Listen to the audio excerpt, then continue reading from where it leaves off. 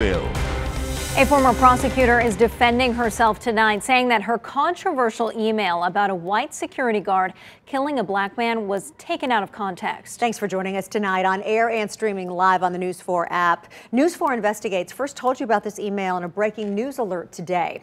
Former prosecutor Pam Anderson wrote that security guard Nathan Glass was a, quote, excellent shot when he killed D'Angelo Knox in 2018. Tonight, that prosecutor faced tough questions from our chief investigative reporter, Jeremy Finley.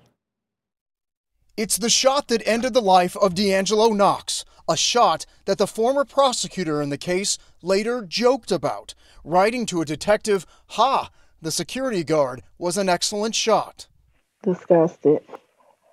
I just can't believe a person in her position would even think like that.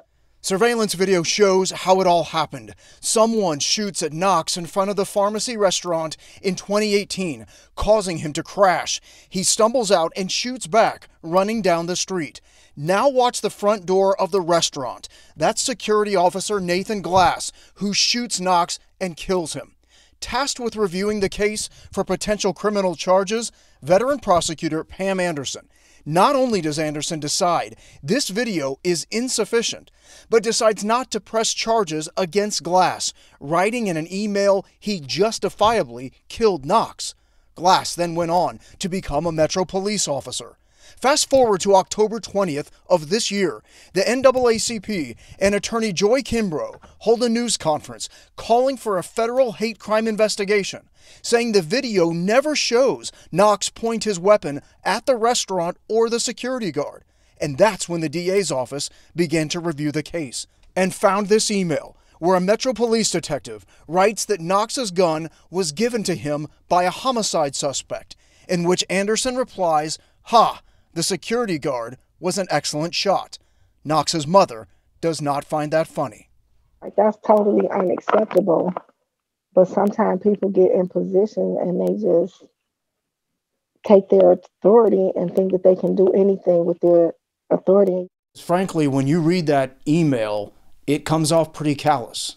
It does, if you don't read the entire email. Anderson tells News 4 Investigates that this sentence is being taken out of context, saying the isn't her laughing, but her learning from the detective that Knox's gun may have belonged to a homicide suspect, and that her praising of Glass's shot was noting that it was impressive for someone who had yet to enter the police academy. Context is always very important, but when you read this email, it sure doesn't seem like something that a prosecutor should type and put in writing. The thing about the email that you have to know is that email was actually an excuse for firing me. Anderson says she may have more to say about that in the coming days, knowing the security guard turned Metro police officer, who she decided not to prosecute, is now facing a charge of second-degree murder. Jeremy Finley, News 4 Investigates.